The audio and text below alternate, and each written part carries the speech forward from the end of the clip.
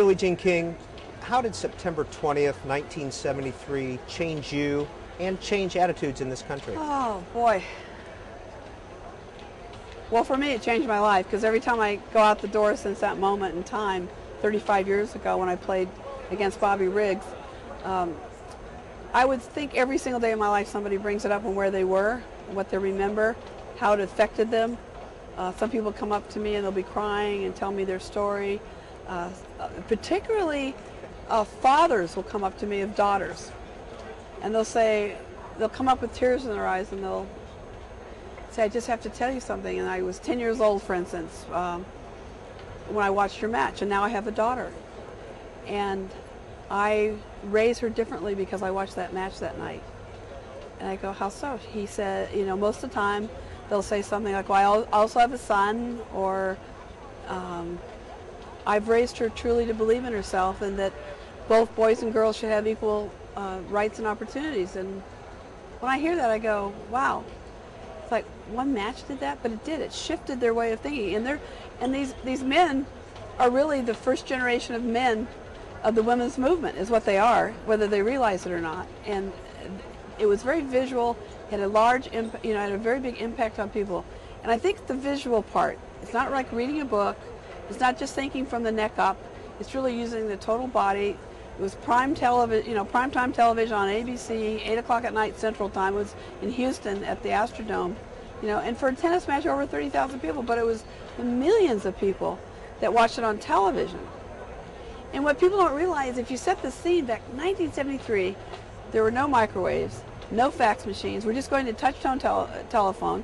Watergate was heating up. Vietnam was finally cooling down.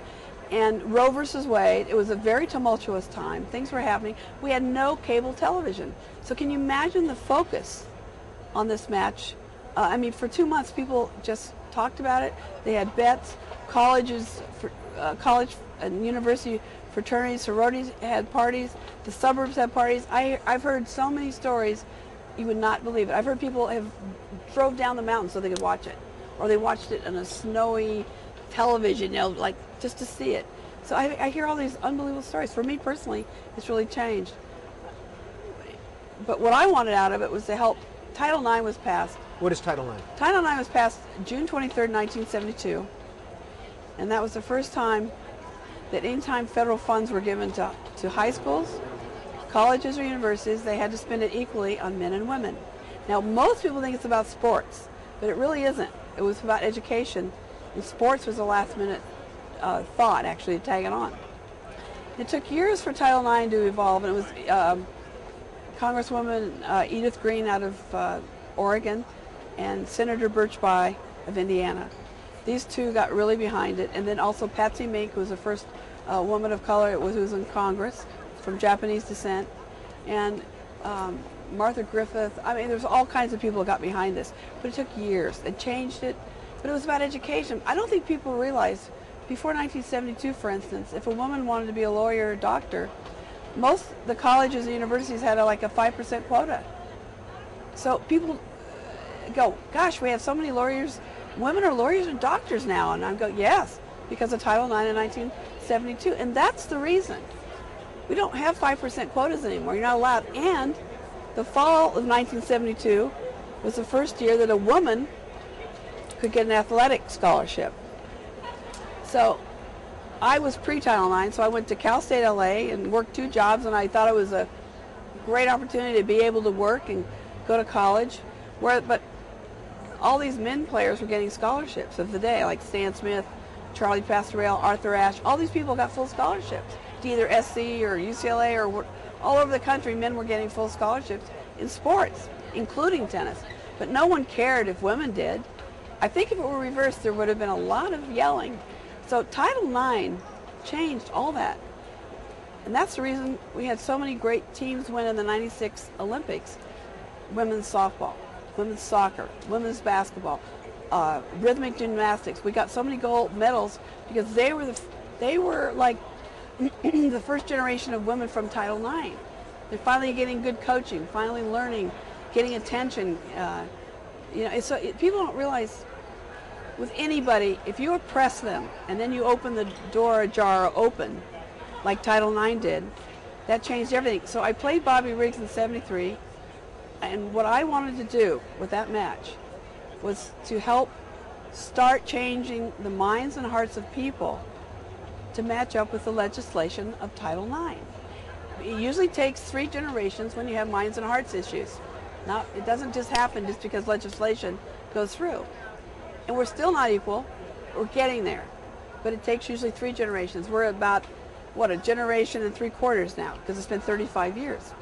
So these are things that were very important to me. And it wasn't about playing tennis. Of course, I knew it helped women's sports. I knew it helped tennis. Tennis exploded the next year. The men's tour and the women's tour got their first huge television contract because of it. And it's interesting because people will come up to me and say, thank you what you've done for women's tennis. I don't ever think of myself just helping women's tennis. I think of myself as helping tennis. But when you're a woman, usually people will say what you've done for women. When you're a guy, you've done it for everybody. It's very interesting. We've got to change that, because people should realize that when one person changes, man or woman, it changes both genders. It affects everybody. When you move the domino one bit, whether you're a man or a woman, doesn't matter. It changes both genders. And that's what people haven't thought through very well yet. Your new book is called Pressure is a Privilege. Yes. What was the pressure like leading up to that match? It was a lot. People couldn't stop talking about it. And Margaret Smith Court had lost on Mother's Day of the same year, 1973. And Bobby Riggs had annihilated her. It was 6-2, 6-1. And I wasn't there. I was in Japan playing at a tournament. And when I was coming back, some flight attendant told me, and I asked, I said, do you know what the outcome? She says, oh yes, Riggs beat Margaret Court. And I thought, there's no way. 6-2, 6-1, there's no way. Because she was number 1 at the time. She was going to be number 1 by the end of the year. At that time, it was obvious. Were you number 1 at the time? At 72, I was number 1. But she was, at the end of 73, she definitely was number 1 and deserved to be that. But she lost so badly, and she didn't play well, and she was very nervous. And so I didn't have a choice, because Bobby had asked me to play for about 3 years. I said, no, no, no. Then he went to Chris Everett, and her dad, she wasn't quite 20 in 73. And so Daddy, Jimmy Everett, said, no, you're not going to play him. And when Margaret lost, then I felt I didn't have a choice. So there was a tremendous amount of pressure. I was very scared. I thought that if I lost that match, that's probably going to be the rest of my life. I'd be known as the girl who lost to Bobby Riggs. Do you think it would have set women's sports back, or Title IX back? Yes, I think it would have hurt a lot, maybe. I don't really know, but I knew if I won, it would help. That was, you know, I think it wouldn't have helped, because a lot of people, even to this day, think, you know, what are you arguing about? What do you care about? And the last thing you want to do is, I don't want to argue. I want to be fact-driven, but tell people this is reality, and it's important that both men and women work together to change these realities, because human beings are the greatest resource we have in this world, and anytime you can make somebody better, man or woman, girl or boy, you're helping the world globally. You're helping, because you never know how someone's going to touch your life or how they're going to touch yours. But champions in life really want to lift people up to be better than themselves, and that's what I really try to do in my own life, but also to motivate young people in any age group. But pressure is a privilege, because it is. For me to have that chance to play Bobby Riggs and to get that kind of attention, have all these millions of people watching, was really a privilege, but I was scared. So we all stretch ourselves and grow